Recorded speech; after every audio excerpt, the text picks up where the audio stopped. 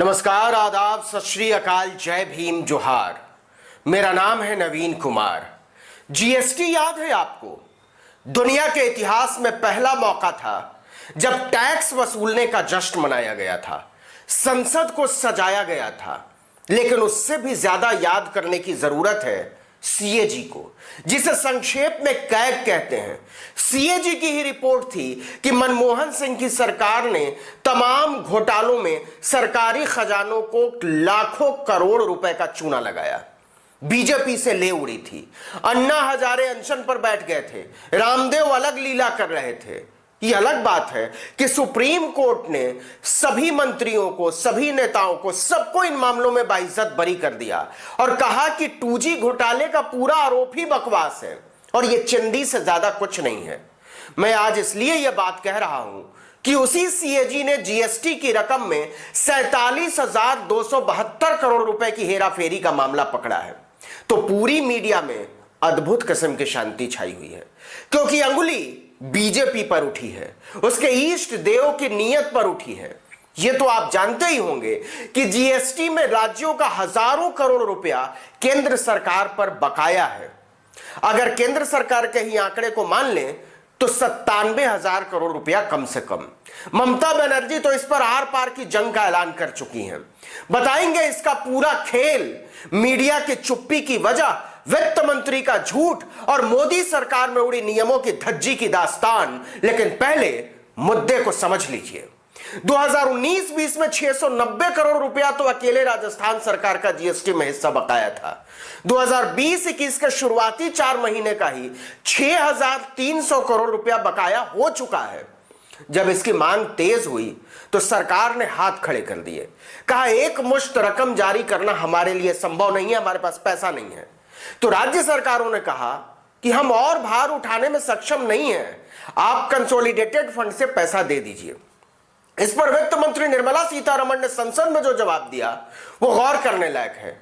उन्होंने कहा कि हमने अटॉर्नी जनरल के वेणुगोपाल से पूछा है और उन्होंने हमको सलाह दी है कि कानून में ऐसा कोई प्रावधान नहीं है जिसके तहत कंसोलिडेटेड फंड यानी समेकित सरकारी खजाने से राज्यों को जीएसटी की क्षतिपूर्ति की जाए।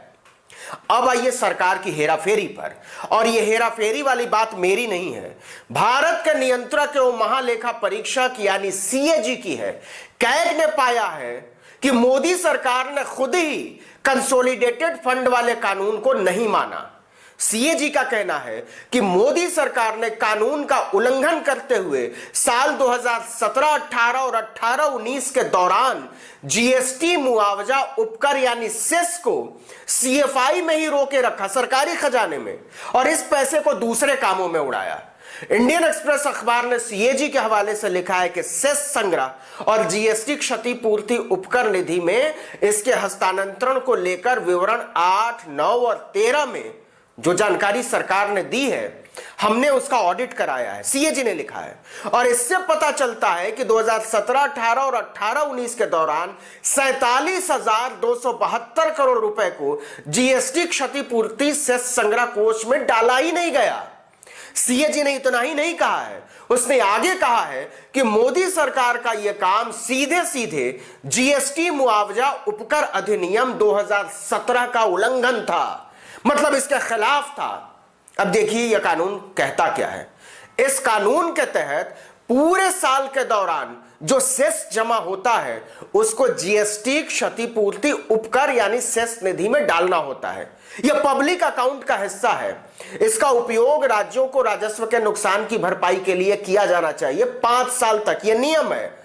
अब जरा एक बार फिर से निर्मला ताई को याद कीजिए। उन्होंने महामारी के दौरान हो रहे आर्थिक नुकसान को क्या कहा था? एक्ट ऑफ गॉड कहा था। जीएसटी कानून कहता है कि जीएसटी के कारण जो भी नुकसान राज्यों को होगा उसकी भरपाई केंद्र सरकार करेगी। निर्मला सीतारमण ने कहा कि महामारी के कारण 2,35,000 करोड़ रुपए का नुकसान होगा, मतलब इतना रुपया राज्यों को मोदी सरकार को देना पड़ेगा। यह मोदी सरकार की जिम्मेदारी है कि इतनी रकम सरकारों को दे, राज्य सरकारों को। 27 अगस्त को बैठक में जीएसटी काउंसिल ने राज्यों के सामने 2 विकल्प रखे थे और उनसे 1 हफ्ते के भीतर इन पर फैसला करने को कहा था। पहला विकल्प यह था कि 97,000 करोड़ रुपए का कर्ज लीजिए, क्यों? क्योंकि सरकार के पास इतना पैसा नहीं है, खजाना खाली है मोदी जी का। पहला विकल्प यह दिया कि 97,000 करोड़ रुपए का आप कर्ज ले लीजिए, मतलब जो टैक्स सरकार ने वसूल कर मोदी जी को दिया है वो नहीं देगी सरकार, राज्यों को अपनी ही वसूली हुई रकम और मुआवजे की भरपाई पाने के लिए कर्जा लेना होगा, बाद में इसे जीएसटी, मुआवजा, ब्याज समेत सेस से चुका दिया जाएगा। दूसरा विकल्प यह है कि राज्य चाहे तो पूरे 2,35,000 करोड़ का कर्जा बाजार से उठा लें, लेकिन इसका ब्याज राज्यों को खुद चुकाना पड़ेगा।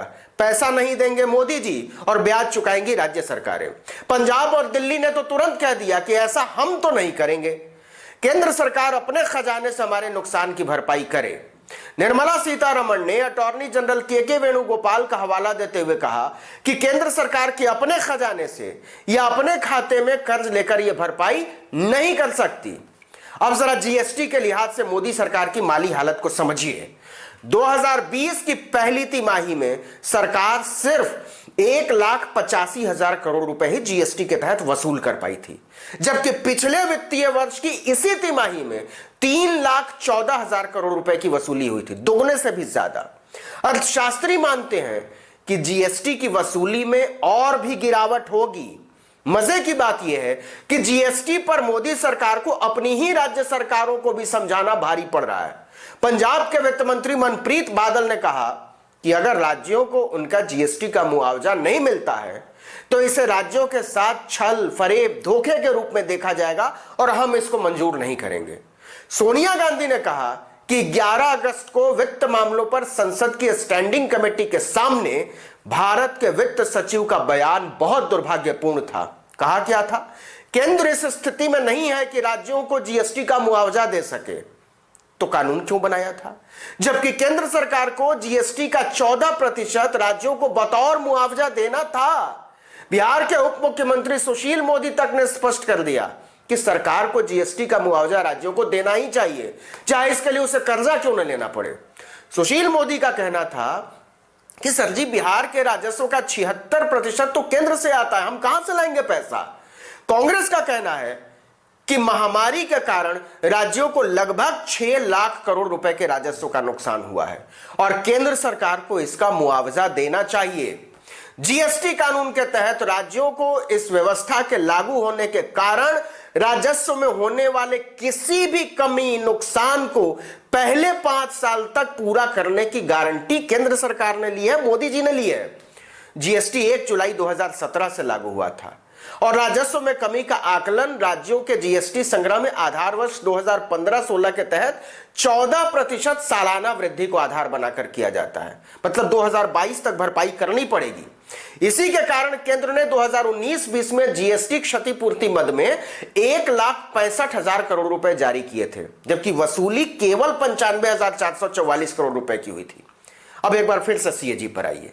वो कहता है कि सरकार ने जीएसटी पर 2017 से लेकर 2019 तक जो सेस वसूला उसको जीएसटी में ट्रांसफर करने की बजाय सरकारी फंड में ही अपने खजाने में रोके रखा और इस रकम को दूसरे कामों में खर्च किया। यह सीधे सीधे नियमों की अनदेखी थी।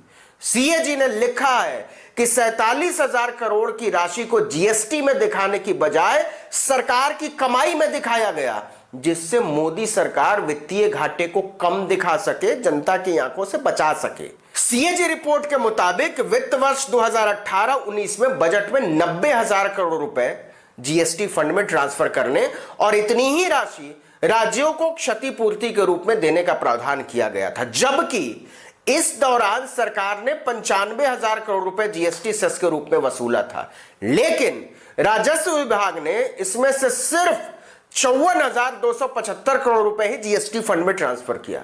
इसके चलते सरकार के पास 35,725 करोड़ रुपए बचे रह गए। लेकिन मोदी सरकार में खाते में हेराफेरी का मामला इतना ही नहीं है। Road and infrastructure cess, crude oil पर सेस, यूनिवर्सल सर्विस लेवी और नेशनल मिनरल ट्रस्ट लेवी को भी इनके लिए निर्धारित खाते में नहीं भेजा गया, सरकार ने अपने पास दबा लिया।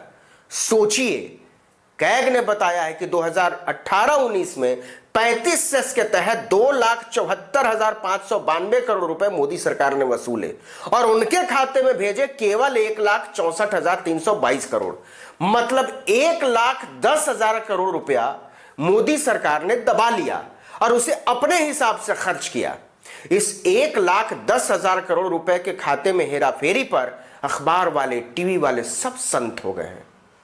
इस वीडियो में इतना ही, लेकिन अगर आपने अब तक आर्टिकल 19 इंडिया को सब्सक्राइब नहीं किया तो फौरन कर लीजिए, बेल आइकॉन दबाइए। सब्सक्राइब करने के बाद लाइक कभी कर दीजिए और अपने दोस्तों, परिचितों, रिश्तेदारों में व्हाट्सएप, फेसबुक, ट्विटर, इंस्टाग्राम पर हमारे वीडियो लिंक्स को साझा कीजिए, शेयर कीजिए। नमस्कार।